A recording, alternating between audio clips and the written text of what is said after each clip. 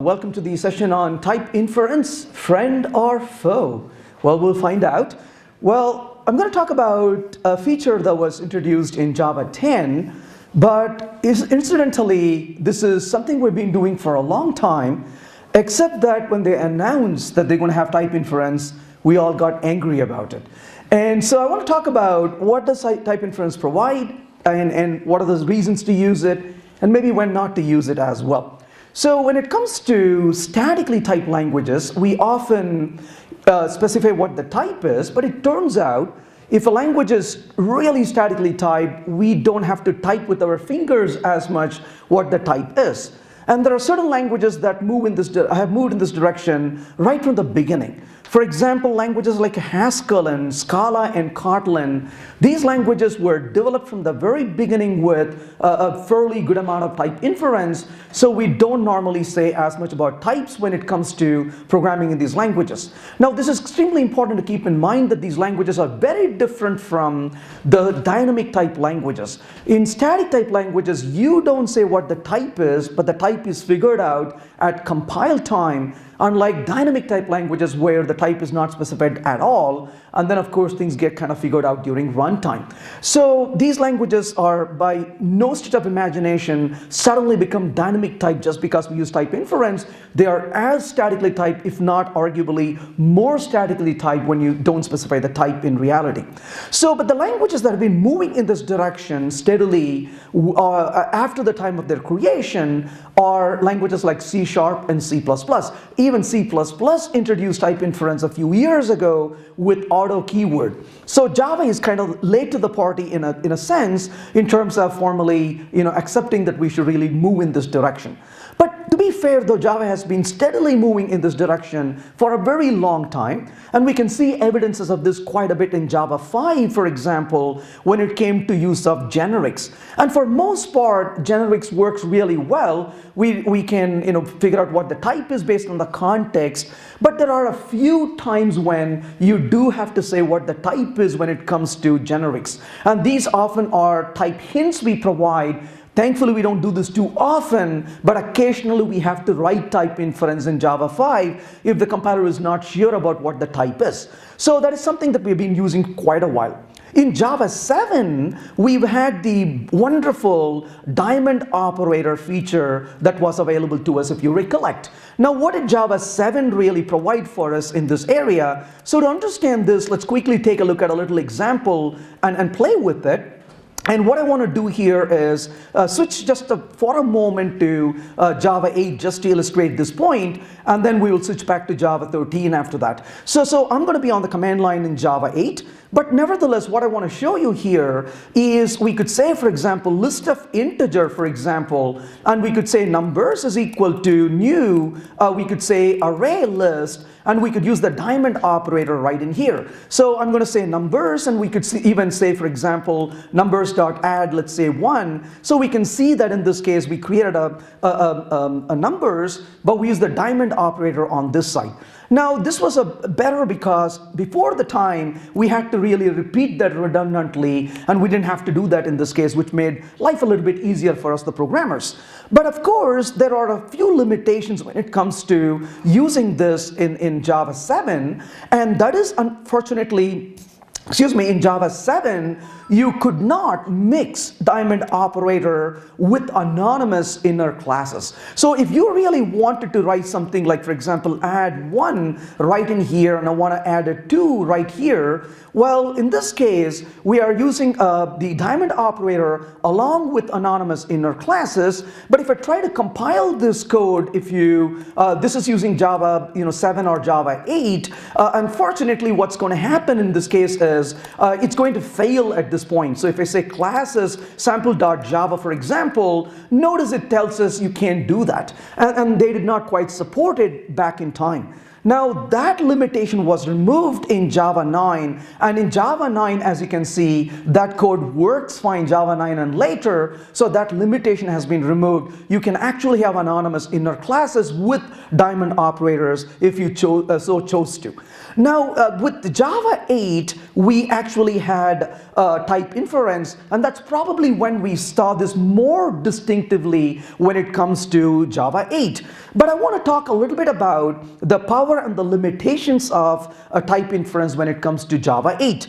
Now in Java 8, if you were to create a list of integers, let's call it as numbers is equal to, let's say in this case arrays dot as list, let's say, and I'm going to say 1, 2, and 3. Now I want to go ahead and print these values out. So we could say, for example, numbers dot for each, and we could say integer element, and we could output the element right in there.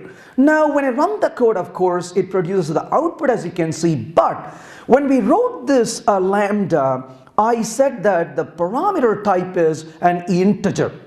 Now think about this for a minute. If I give you a collection of integers and I ask you to put your hands into it and take one element out, in your wildest imagination, can you think what type of element would it be?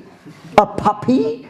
No. A monkey? That would be wild. Well, we know it's going to be an integer. Well, you know it. The compiler knows it. Why bother saying the obvious? So one principle I follow in life is never say the most obvious.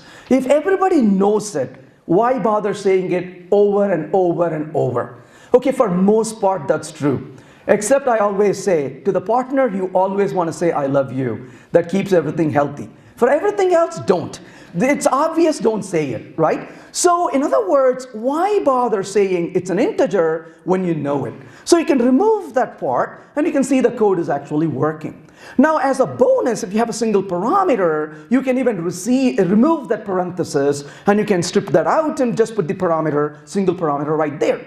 But of course you know that you can go even further and change that to a method reference, but that's irrelevant to the topic we are discussing.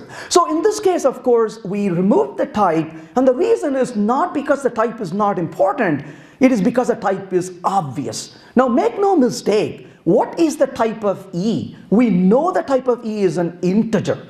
And you know it, but more important, the compiler knows it too. So if you were to call foo right there, you know what, let's do this a little differently. If I were to go back to this code right here and put integer right here, and if I were to run this code, you can see it produced the result. But if I were to call foo right here, notice the error that you're going to get out of this. The error says method foo and then location variable E of type integer. So the compiler clearly knows E is an integer, but of course you said that.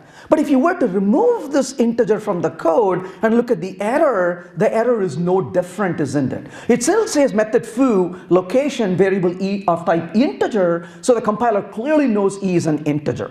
So in other words, you can leave out the type information from the code when it's really obvious to you, and it's pretty obvious to the compiler as well, and that's basically the idea behind this. Now, of course, there are some limitations that come with this. And one of the limitations is that you cannot use any annotations if you don't specify the type.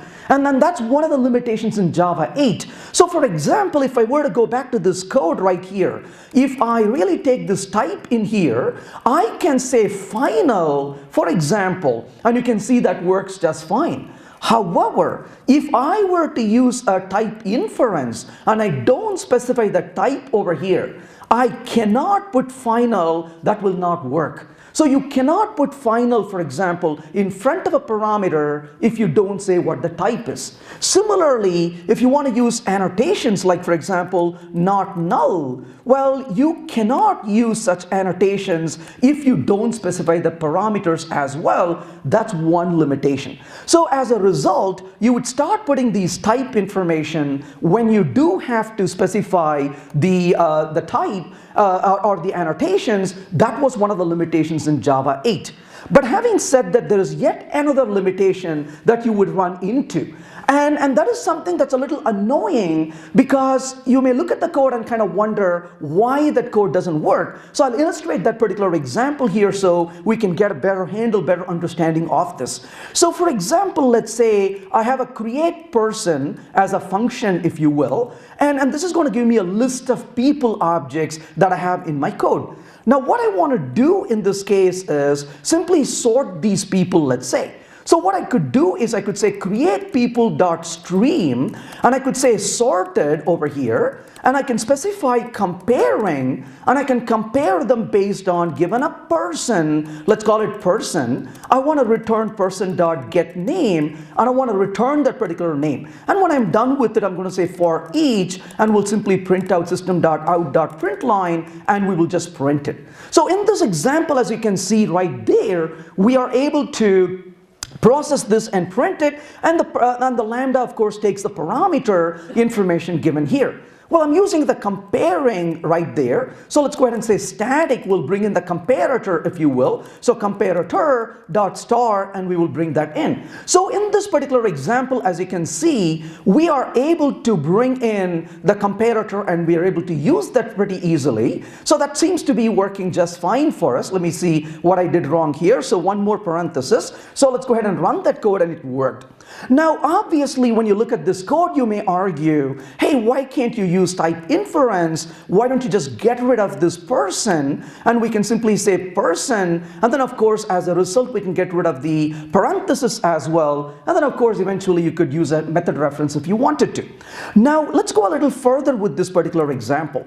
Now, let's say for a minute, what we want to do is the following. We want to go ahead and use the comparator, and so we use the comparator to sort the data. I'm going to comment this out so we have already seen this one. So in this case, in the bottom one, I'm using the same code as here, but we replace the type with the type inference over here. But what I want to do in the second example is I want to say over here a comparing dot reversed. And I'm going to call the reverse to reverse the order of this computation. And notice that instead of putting Bob in the front, it puts Sarah in the front because we reversed it. Now, obviously, in this case, what you may want to do is to say, aha, but why not use type inference, and you may get rid of the type. After all, you were able to do that right here on line 21, so why shouldn't I be able to do that here on line 26, you may say. So when I remove that and run the code, it fails. If you look at the error that you got, what does the error say? Variable person of type object. So for some reason, Java thinks that person on line 26 is an object. How rude of thinking person as an object, isn't it? So that's really rude. But you may look at this code and say Java is stupid, but this is where we don't quite understand how type inference actually works. So for type inference, I'll tell you what type inference is not. Type inference is not magic.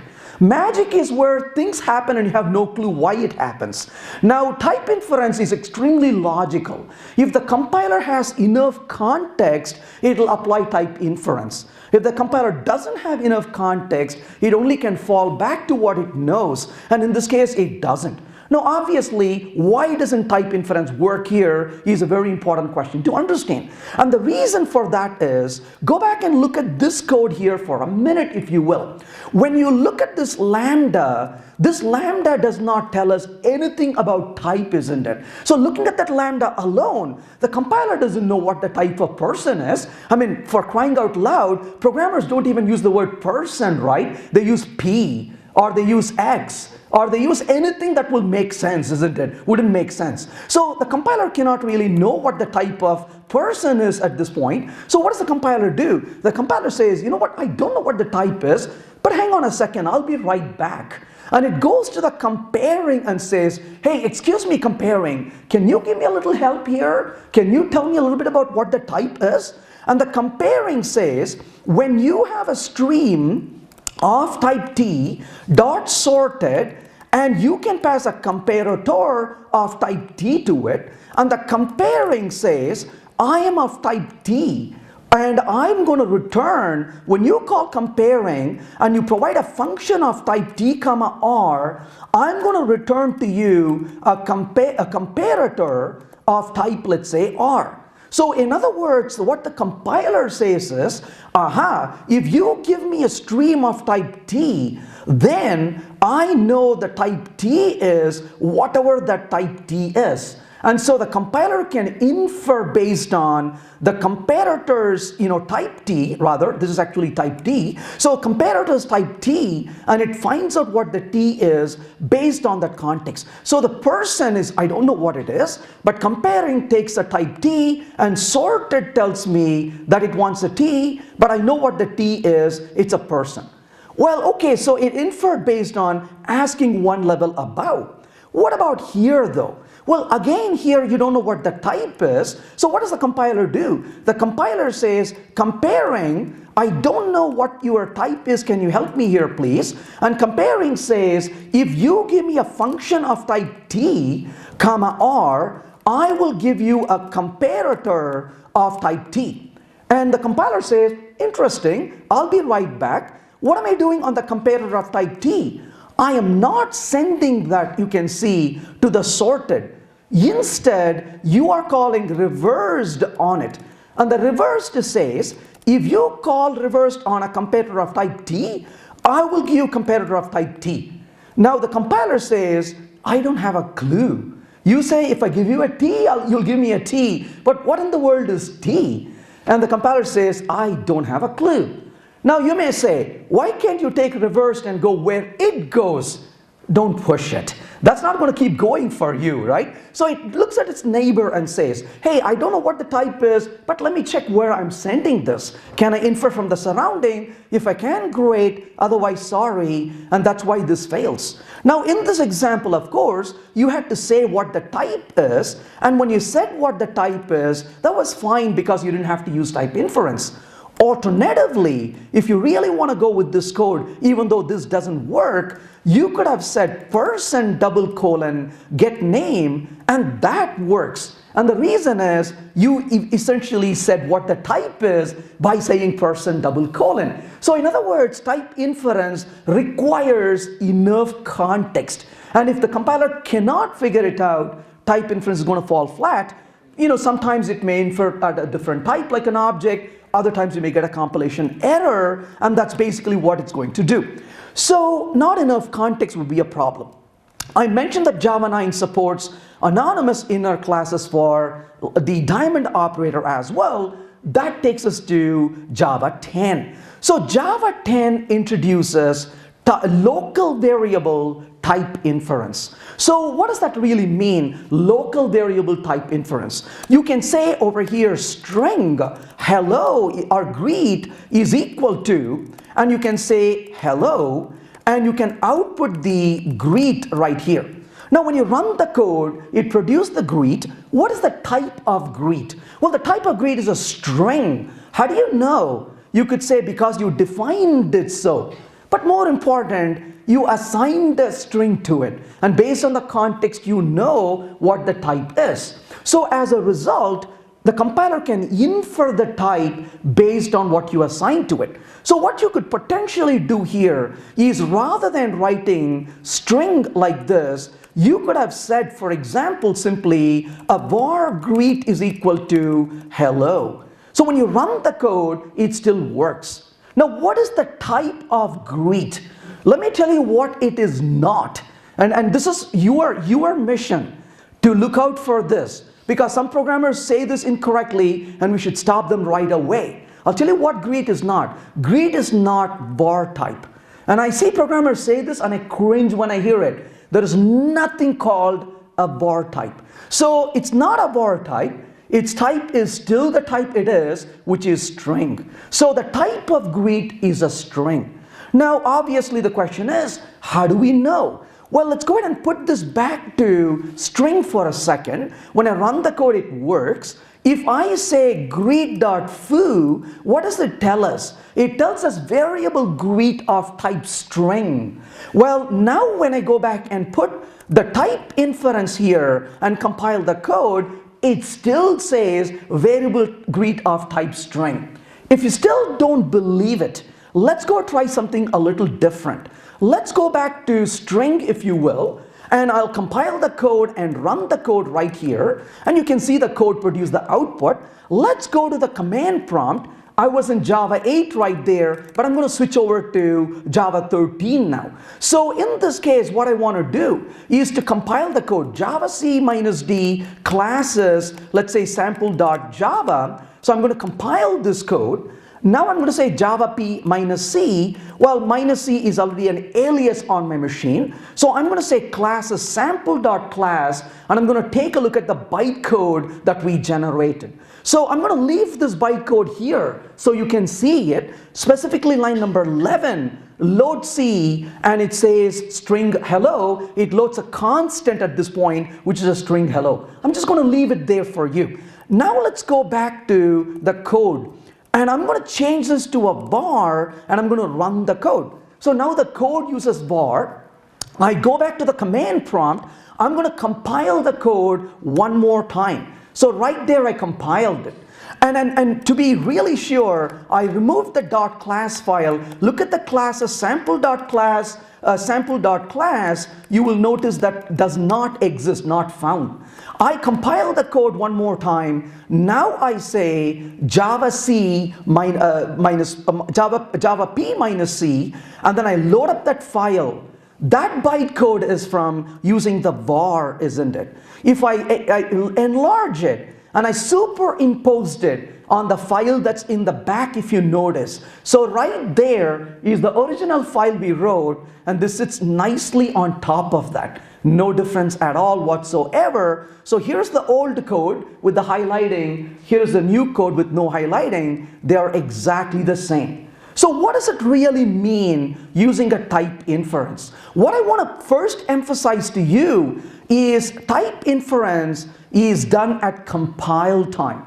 So literally, the compiler knows what the type is at compile time. So then that brings the question, what does var really mean? Var really means this. I say var is the programmer, you, saying to the compiler, a wink at the compiler. You're just winking at the compiler. You're doing this. And you're telling the compiler, I know what the type is. You know what the type is. Do you still want me to say it? And you give it a wink. And the compiler says, never mind. I know what it is. You know what it is. Let's not waste the time. So it's literally a wink at the compiler, right? You just wink at the compiler. You still want me to say this, dude? And the compiler's like, nah, I know what that is. Keep moving. So it's obvious, and as a result, you don't have to say it. So it's just a wink at the compiler. It's not dynamic typing. It's not determined at runtime. At compile time, it knows it. Now, obviously, the question you're asking is, what are the benefits? My gosh, the benefit is huge, isn't it? Notice what we just did. Rather than typing string, we saved three characters, right? So we saved typing 3 characters, and I did not say ing, right? So that was a saving of 3 characters, isn't it?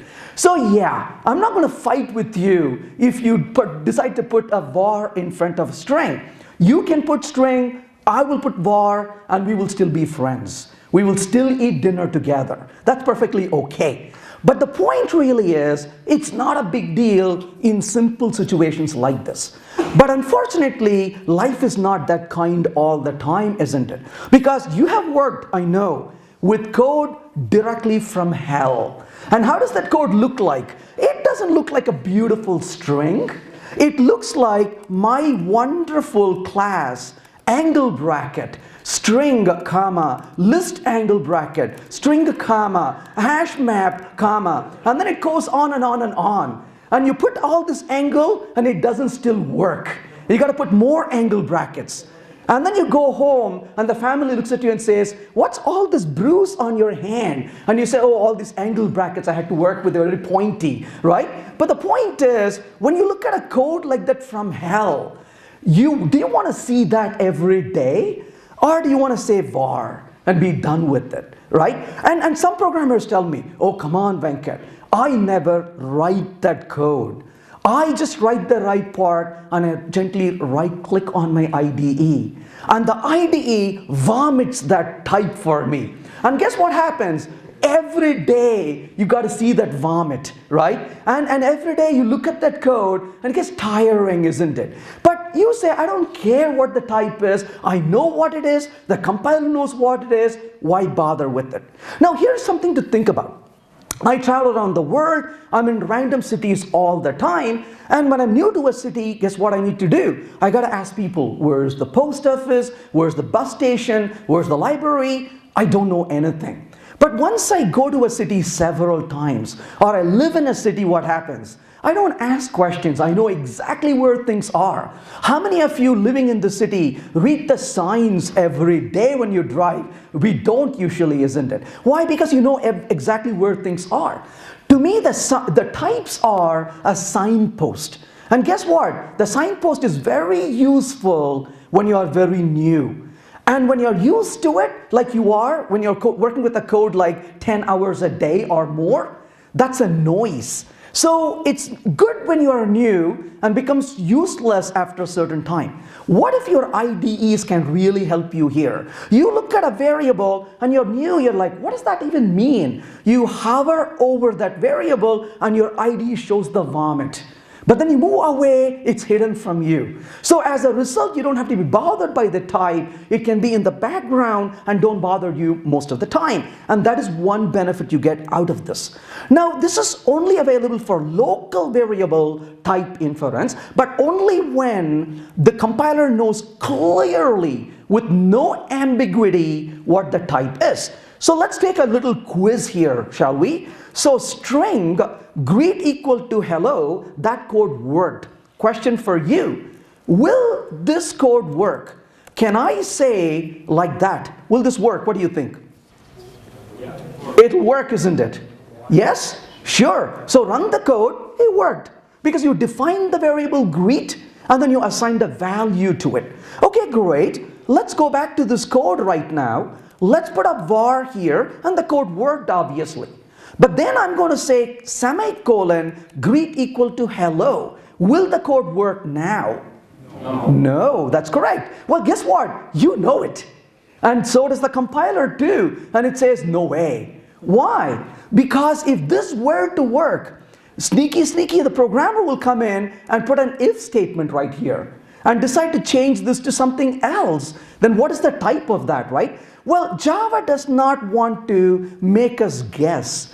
Java wants it to be really clear. So if it's not 100% clear, so in other words, for type inference to work, the type has to be assigned. So the value has to be assigned at the point of declaration, not any time later. And if you don't declare the value right there, if you don't initialize it right there, type inference will not work.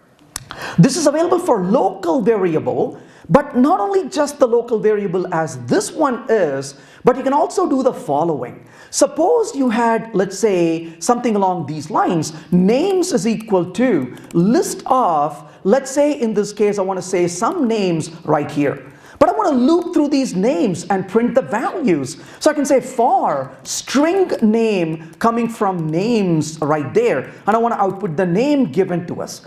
Now in this example, what in the world would the type of name be when the collection is a list of strings? Well, you know that very well. You can use a var right there. You don't have to say what the type is. Once again, for a simple thing like a string, it doesn't matter. But if this is something that contains a larger type with angle brackets, that's a noise. Why waste your time putting that information? You don't need to. But try with resources. If you say try, for example, some resource is equal to new some resource, whatever that could be, and you write code like that, you could have said var right here as well, because you know what the type is and you can figure that out very easily. You don't have to say what the type is in that context.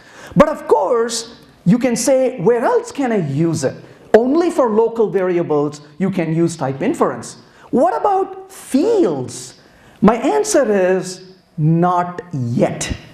Why not yet? There is no reason why Java cannot use type inference for fields. But they're just waiting for the riots to die down on the street. Once people get peaceful with it, they may introduce for the fields. There's no reason why they cannot do that. What about for, so the answer is no right now. What about for parameters? Why not use type inference for parameters? I do have to say, the two languages I'm quite familiar with that do this for parameters are Haskell and F#. Don't get me wrong, I love those languages. I like those languages.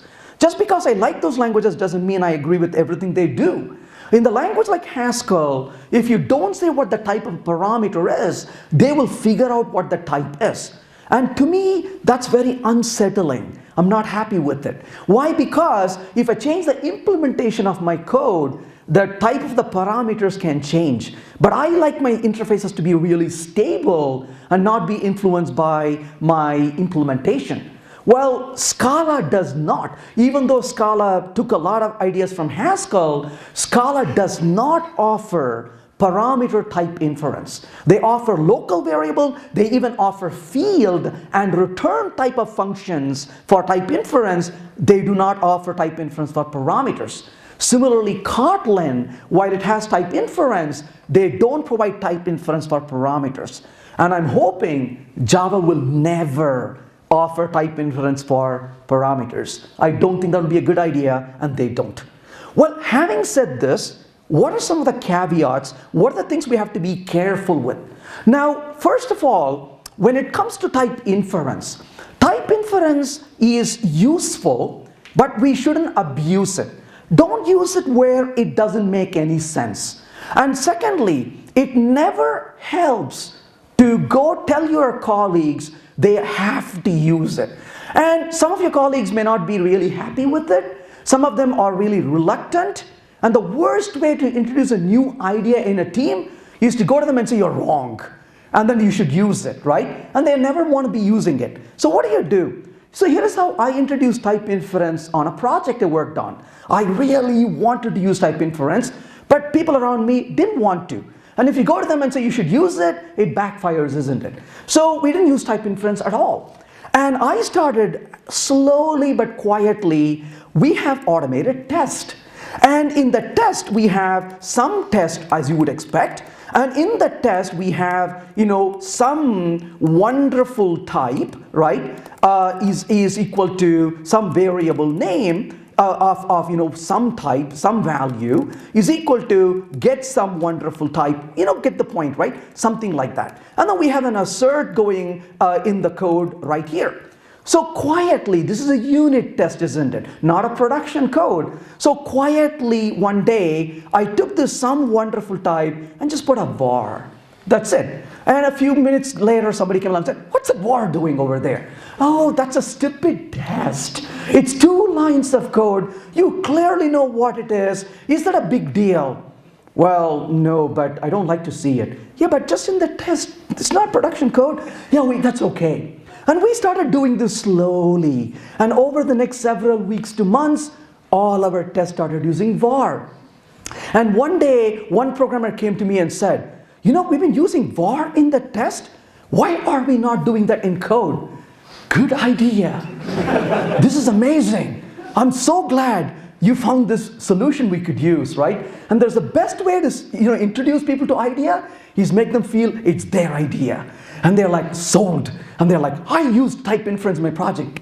Awesome, great. So that's basically a very good idea. Start using it, right? So slowly introduce it and kind of like introducing vegetable to children, right? Just a little bit at a time until they don't know that they're having it. So mildly introduce that becomes really effective.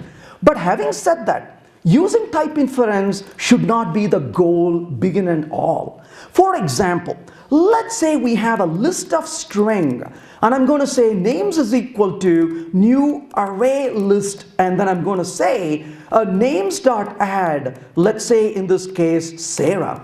And I'm going to say in this case names.add, let's add our friend Joe here as well, and output names at this point. So the code is just fine.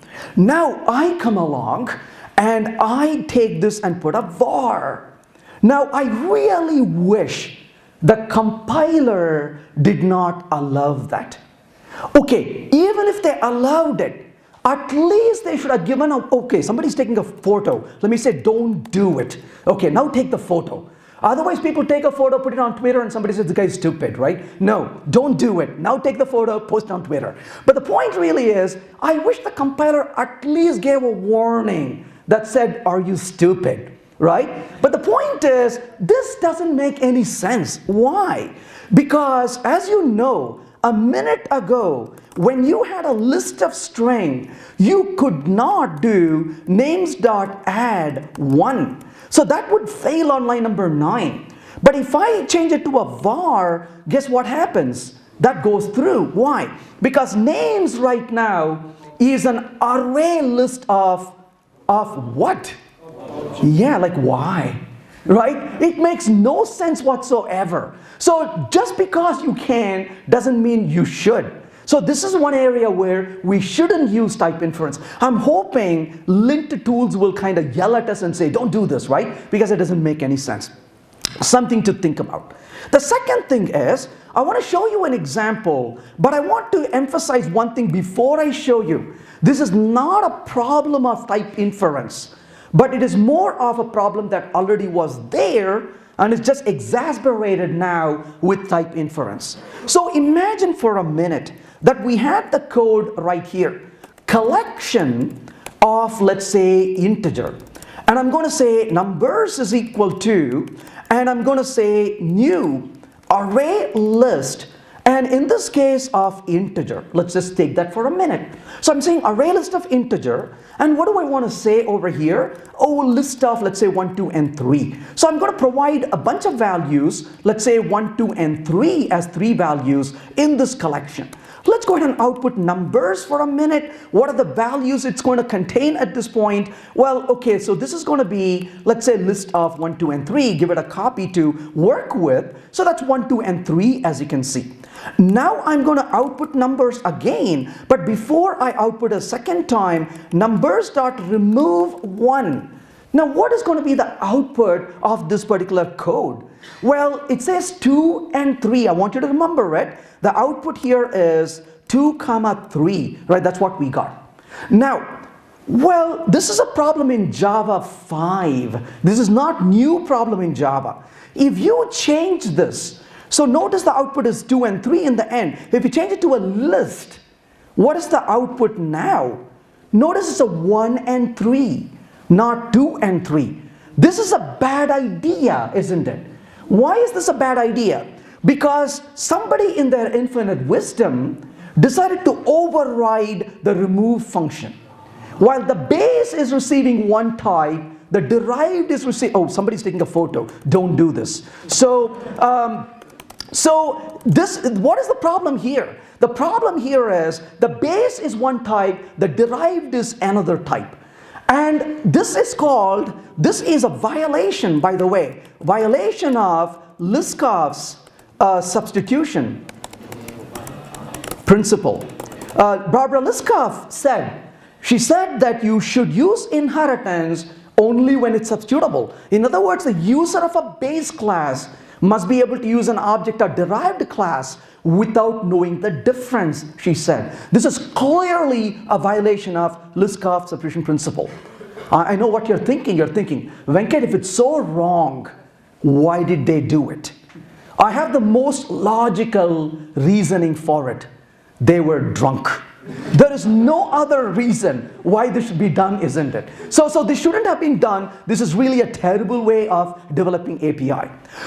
But the problem here, unfortunately, is, like I said, this is a problem already in Java. But if you take collection right here and run the code, it is 2, 3. But if you were to now change it to var, you're going to break the code, isn't it? It becomes a 1 and 3. If you have a really good amount of automated tests in your code, then this is not a problem. Because your test is going to fail and say, don't do it. And you're like, oops, and you walk away quietly, reverting the change. But if you don't have tests for it, of course, this room full of people, I don't have to talk about it, right? Because you all write test all the time. I can see it in your face, right? Absolutely. That's awesome, crowd. Awesome. So that's what we want to do. So just be careful about it. So given that, of course, Base versus derived is a very similar problem. You have a base class and you have a derived class. If you put a var, the type becomes the type of the derived, which is on the right side, not the type on the left side. So another thing to be careful about. Secondly, if you are creating lambda expressions, you can say runnable r equal to, and I'm going to say arrow output running. And I'm going to then say, for example, r.run and call that method, isn't it?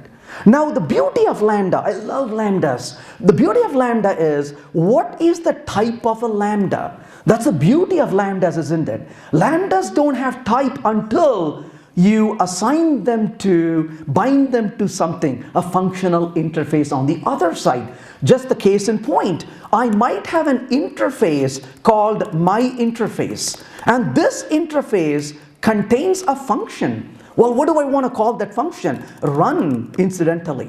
Now what can I do? I can come in here, I can say my interface I equal to, and I can just copy and paste this lambda right here, if you will. Then I can simply say I.run and call that method on it. So when I execute the code, it's perfectly fine, isn't it? It's exactly the same lambda, but the lambda is not doesn't have a type until you assign to something, right? That's very powerful. And of course that's great, but the question really is, what about using type inference? If you try to put a var here, the compiler says, sorry dude, I don't know what to do. So it'll give you an error. So it says that lambda expressions need an explicit target type, so you cannot do this. So you cannot use var to create variables assigned to lambdas. Now when I say you cannot, you know how some people that you have at work, they're not here today, but you know those people, right? They will never take no for an answer. You tell them you cannot do it, and they'll say, step aside, I'll show you how.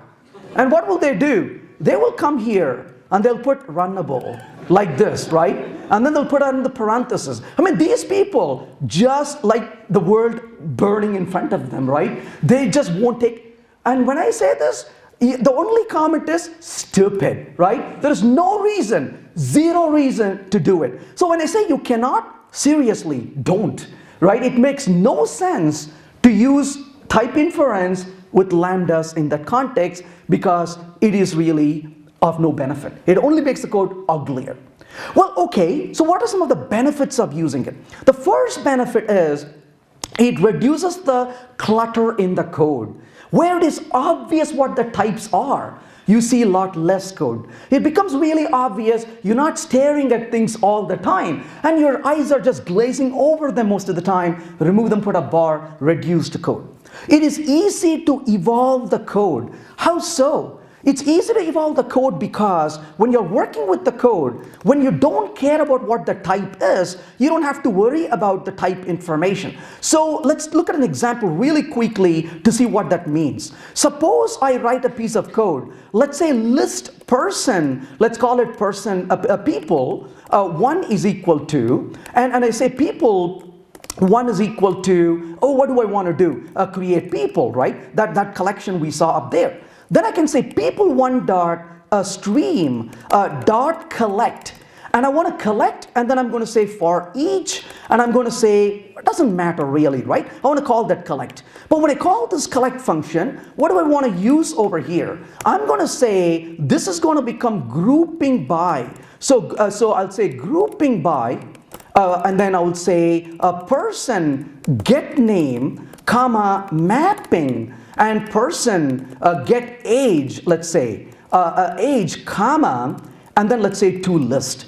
So you can see that code in front of us beautifully sitting, and then I'm going to simply say okay to say the compiler is happy with it. But imagine now that we have 2 collections, not 1. This is my second collection, and it doesn't really matter what it contains. Now what I want to do is to use that on people 2, if you will. So I'm going to write the code like this, where I'm using it on people 2. And when I use it on people 2, the compiler is still happy with it. And you come along and say, oh gosh, Venkat, this is smelly. What if you want to change the grouping by? So shouldn't you really extract that into a variable? You know, what a good thought. I like your suggestion. So let's remove that from there and say grouping. And let's remove this from here and say grouping. Now I go up here and say grouping is equal to, and put that. Now the question is, what's the type of that? And you're like, let me figure out. Well, it's a collector, but collector of what? And we can waste 10-15 minutes figuring it out. Or what can you do? You can use a fancy IDE and right click on it. And the IDE will vomit that right there. Or you can say, I don't care. Now, you just put a var in front of it, isn't it? But what if you do care? What if you do want to look at it? Hover your mouse over the variable. And your IDE is going to tell you that, isn't it? And I know, you're curious. You want to know what type it is. And I don't use an IDE here. It's a little simple editor. But I can still find out what the type is. And what is it? When I run the code, the compiler says it's a collector of person and question mark. Even the compiler doesn't care anymore. So why do you care? So the point really is, we don't have to go through these details and simply put a var and be done with it. So it becomes easy to evolve the code, as you can see right in there. Well, it's easy to reuse and to be able to move things around. It's a lifesaver when it comes to debugging. I mean, does anyone here debug when you're happy? Do you debug when everything is going well? And you're like, my gosh, I don't know what to do today. I'll do some debugging for a change, right? You're debugging because the damn code doesn't work. And what do? I don't know what this variable is. And you're frustrated, you're angry, you are nervous, you're running out of time. And what do? Let me see what this variable is. And you extract this into a separate variable. And you're like, I want to see the value. And the compiler is like, yes. Do you know what type this is? Seriously, compiler? I just want to know what the value is. But I won't tell you that until you tell me you understand what the type is. This is when programmers get angry and they go write Python code. I mean, I'm not saying Python is better by all means. I have to tell you this. I was working with a developer who was a Python developer. A horrible person. Why? No, just kidding, just kidding. He was mostly good. But he would be writing code in Python. And every few minutes you look at me and say, still writing the Java code, aren't you? Working with the type I see. It's like, shut up. But you know what? It's okay. Because for 2 months he did this to me. One day he screamed, boom, banged on the keyboard, kicked the wall, threw the trash can out. I said, are you okay? He said, damn code, I ran it for 2 hours. At the end there was a syntax error. I'm like, yes. So the point really is, there is no perfect word. But the point is, the language should not really bother us, right? The language shouldn't say, I will not go further and you tell me what you know. It's like, please, I don't care at this point. Allow me to experiment. I will come back and put the type later on, but not right now. And what is the real type of the function? What is the type of the variable? Well, it turns out to be what's called a targeted intersection type, meaning the compiler infers the type based rigorously on what the actual type is, not just the type you think it is. So if you have a type in there, if that type is serializable, if it's comparable, then the type becomes an intersection type rather than becoming just the type you think it is. And finally, you can also use infer types on anonymous, non-denotable types as well. And that becomes really powerful way of finding out what the type is at compile time without ever saying what the type is. And that can be really powerful. If I have time in the end, I'll show you that example, but I'm not sure, but we'll check back in a few minutes if I can. Well, of course, one of the things you need to keep in mind is var is not a keyword. So if you really want to have some fun with your coworkers, and here's something you can try. Don't do this too often, and if you ever do, don't ever tell them I told you this. So you can do this, go for it, right? So you can write the code like that and quietly walk away.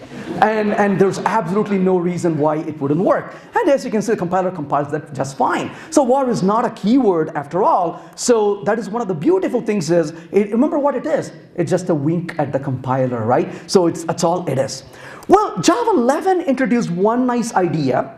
And that is, remember what we saw earlier. If you said numbers is equal to list of, let's say, 1, 2, and 3. And if you had said numbers dot for each, if you will, and you said given an element, output, let's say, in this case, element times 2, for instance, well, this is where you're using type inference. All right, great. But what if you wanted to annotate this with the not null, for example, right? For instance, or you wanted to put something like a final on this. Well, clearly you could not do this in the past. Well, now you can put a var in front of it. So the point is, if you really want to annotate your parameters to lambdas, but you want to also use type inference, you can by simply using var. My recommendation is, don't do this. This makes zero sense. If somebody does this, they just want to use var, right? They have that disease. So you don't need to do this because this makes no sense. Don't put the type, don't put the parenthesis, be done with it. On the other hand, if you do have to put an annotation, only then either say what the type is or use type inference. And of course, there are a few limitations that go with it, and that is you cannot mix var and types. Either all of them are var, all of them are type. You cannot mix them. Or you cannot leave out also. So is this really useful? Oh, yes, it is when you want to annotate your parameters. So that brings us to a few recommendations of do's and don'ts. So don't use it with angle bracket. We talked about this earlier, right? So if you're going to use an angle bracket, simply use the type, don't put a var. Don't put type in the name. Some people have this tendency to do this, right? So what do? They start out with this. They start by writing list integer numbers is equal to, and then say list of, let's say list of something like this, 1, 2, and 3. And then you tell them, hey, you can use a var. And then they come back and you look at the code, they change it to numbers list. They want to cling on to the type, isn't it? No, just let it go, right? Just say that type is inferred and don't put the type information in the name. Make sure the type is exactly what you want it to be, because sometimes it's not, and you got to be careful about it. Specify the type unless it's absolutely obvious. If you look at this and say, I wonder what the type is, put the type in there. This is not a game we need to win. We want to write readable code, so don't feel the pressure to do it. Use var for temporary variables, especially when debugging, to reuse functions, to extract them out, and to annotate variables, do that. So, with that said, type inference is very valuable, very useful, but we need to use it wisely only when it actually makes sense. And looks like I got about, maybe about 3 minutes with me, so I still want to try to show you that example of annotation, the non-denotable type. So let's give it a quick little try here. So I'm going to create a function, public, let's say static, in this case, let's say int, and we'll say get stock price. And this takes a ticker symbol, so string ticker, let's say. And what do I want to do? I want to return the stock price for this ticker. How do I do that? Well, let's try this return. Let's say a math.random that completely predicts the stock market, as you can see, and then times 1,000, let's say. And I want to return that particular value out of this particular function. Let's say that's what I want to start with, right? So we'll start with this particular function, a random function, obviously. So this is going to be, is it math.random? Am I correct? Math.random, anybody? Or a new random? Which one is it? Fix the type. This is correct. Is this correct? Yeah. Okay, so import, what do I import? Oh, it's a type problem. Yeah. What did I do? What is the type in this case? A semicolon expected. What am I doing wrong?